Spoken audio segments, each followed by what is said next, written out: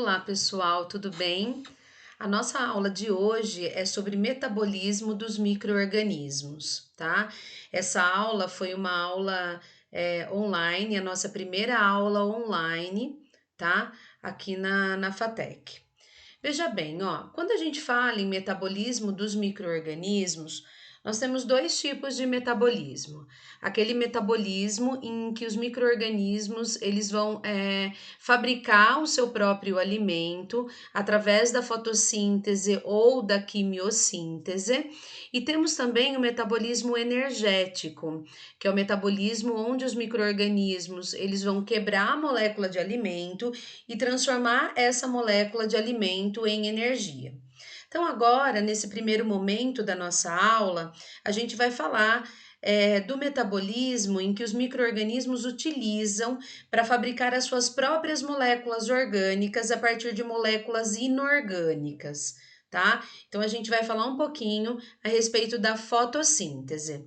Veja bem, ó, a fotossíntese, ela é um tipo de metabolismo que é feito por algas, cianobactérias, que são os micro-organismos, mas as plantas, elas também fazem fotossíntese oxigênica, tá? O que seria a fotossíntese oxigênica? Seria aquele tipo de fotossíntese em que o micro-organismo ou a planta produz o oxigênio, ok? Então veja bem, ó, para a produção do oxigênio é utilizada então a molécula de água. Então, assim, muitas pessoas ainda acham que no processo de fotossíntese, o gás carbônico é convertido em oxigênio, mas isso é errado, ok? Na verdade, a água é convertida em oxigênio. Veja bem, ó, para fazer a fotossíntese, esses micro-organismos eles vão precisar de alguns ingredientes, né? E um desses ingredientes é o gás carbônico. Então, o gás carbônico ele é absorvido por esses micro-organismos da atmosfera, tá bem? Esse gás carbônico, então, é retirado da atmosfera, ele é fixado pelo microorganismo, né? A gente pode até dizer que alguns microorganismos, eles têm a capacidade de reduzir a quantidade de gás carbônico, porque eles fixam esse gás carbônico, transformando esse gás carbônico em glicose.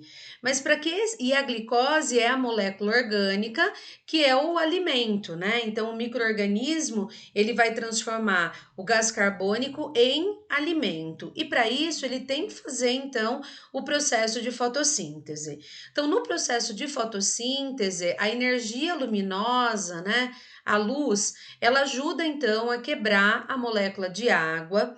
Quando essa molécula de água é quebrada, o hidrogênio da molécula de água se une ao gás carbônico, formando então a molécula de glicose, que seria C6H12O6. Da quebra da molécula de água, sobra então o oxigênio, e o oxigênio, então, ele é liberado para a atmosfera, tá bem? Então, o que você tem que lembrar é o seguinte, que o oxigênio que nós usamos na nossa respiração, ele é proveniente da molécula de água, da quebra da molécula de água no processo de fotossíntese, e não da quebra do gás carbônico, ok? Então a fotossíntese, ela é um fenômeno assim extremamente importante dentro das cadeias alimentares, né? Porque algas, cianobactérias e plantas, elas são a base de uma cadeia alimentar. Então elas necessitam apenas de gás carbônico, água, luz, alguns tipos de minerais e necessitam ter clorofila, né? A partir desses elementos, elas fazem a fotossíntese, produzem o próprio alimento. Uma parte desse alimento fica armazenada no corpo desses seres vivos, outra parte é utilizada.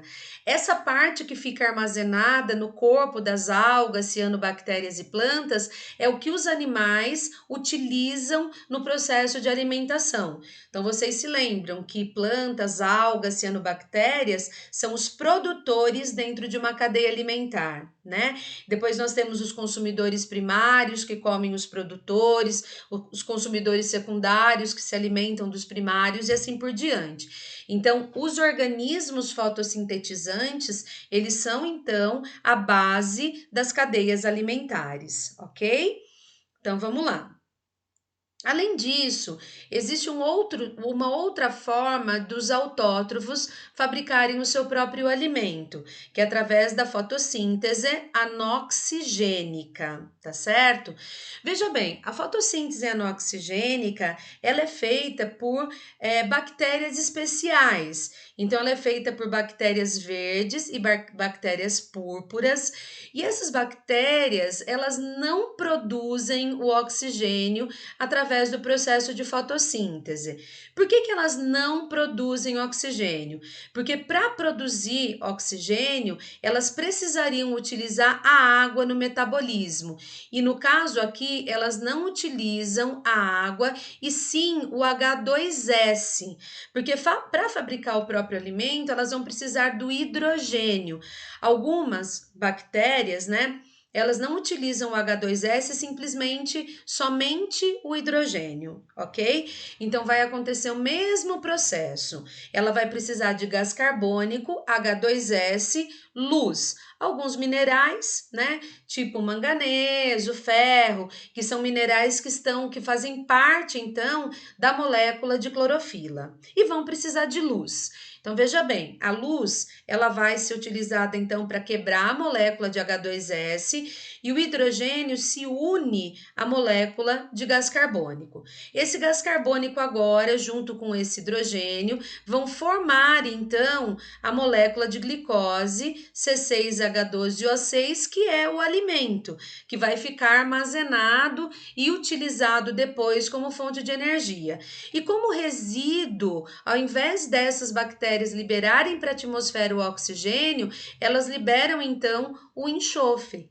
Então, nos locais onde a gente tem as bactérias verdes e púrpuras que fazem o processo de fotossíntese anoxigênica, a gente vai ter então um odor desagradável de enxofre, ok? Então, é importante vocês lembrarem por que essas bactérias não produzem o oxigênio?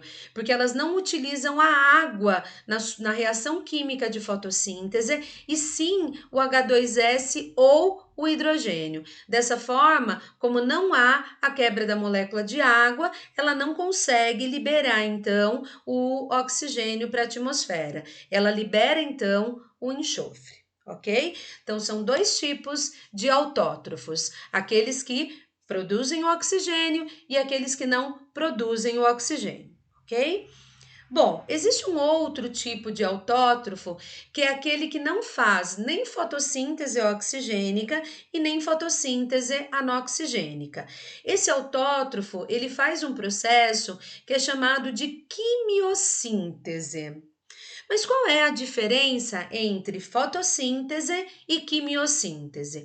A quimiossíntese, ela é um processo de produção do seu próprio alimento, das suas próprias moléculas orgânicas, através do gás carbônico e da água, igual à fotossíntese. A diferença é que no processo de fotossíntese, para que a reação química aconteça, se utiliza a luz. E no processo de quimiossíntese não se utiliza a energia luminosa, e sim a energia proveniente de reações químicas que ocorrem no interior dessas bactérias. Tá certo? Então veja bem, nós temos 4 tipos de bactérias que têm a capacidade de fazer quimiossíntese.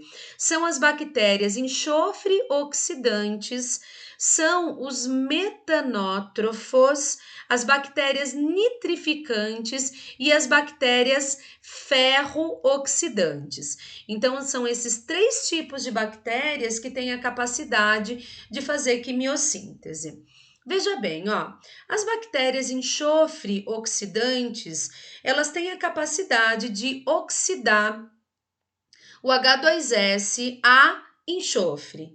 E a partir dessa oxidação, elas liberam no ambiente o SO4, tá? E produzem o quê? Energia. tá certo? Existem outras bactérias também. As nitrossomonas, elas têm a capacidade de oxidar a amônia, tá certo? E de converter essa amônia em nitrito. E elas produzem mais ou menos 274 quilojoules de energia. A Nitrobacter, ela também tem a capacidade de converter o nitrito a nitrato, oxidar esse nitrito, né? E produzir mais ou menos uns 209 quilojoules de energia. É importante que vocês entendam que é essa energia que vai ser utilizada como fonte de energia para que ela possa produzir o seu próprio alimento. Daí essas bactérias, elas pegam o gás carbônico do ar e no processo de quimiossíntese unem com a água, como na fotossíntese. Mas ao invés de elas utilizarem a energia luminosa, elas utilizam essa energia que foi produzida nesse processo de reação química, utilizando-se então o oxigênio. Daí essa energia aqui, que é uma energia química, ela vai então atuar na quebra da molécula de água, o gás carbônico se une com o hidrogênio formando compostos orgânicos, que no caso é a molécula de glicose, que é o que a gente sempre utiliza, e também essas bactérias liberam o oxigênio para a atmosfera, tá?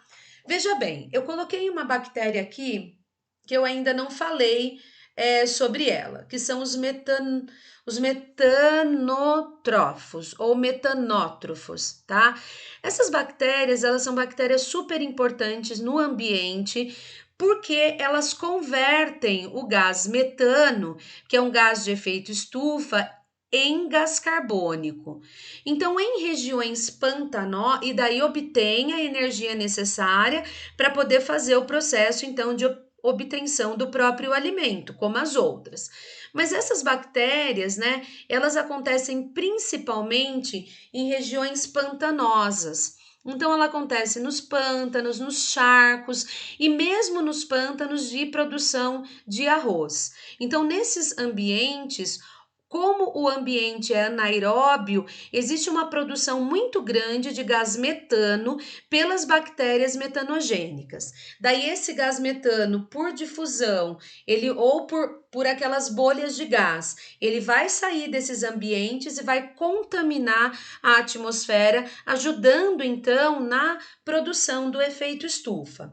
Agora, nesses lugares, ao mesmo tempo que tem as bactérias metanogênicas, que são aquelas bactérias, então, que produzem o metano em ambiente anaeróbio, nós temos também o metanótrofo, que ele vai utilizar o metano para a produção de energia e converter o metano a gás carbônico. Eu não sei se vocês sabem, mas o gás carbônico ele é um gás estufa, mas ele é menos prejudicial do que o metano. Então, o metano ele é 10 vezes mais estufa do que o gás carbônico. Opa! Então, por que, professora, a gente se preocupa tanto com o gás carbônico? Porque a quantidade de gás carbônico liberado na atmosfera, ela é muito maior do que a quantidade do gás metano. Então, é por isso que existe uma preocupação muito grande do gás carbônico em relação ao efeito estufa, ok? Pessoal, eu espero que vocês aproveitem essa aula para estudar, tá certo? E que vocês consigam entender os processos tenham conseguido, né? Entender os processos de fotossíntese oxigênica, fotossíntese anoxigênica e quimiossíntese. Então, muito obrigada e até a próxima!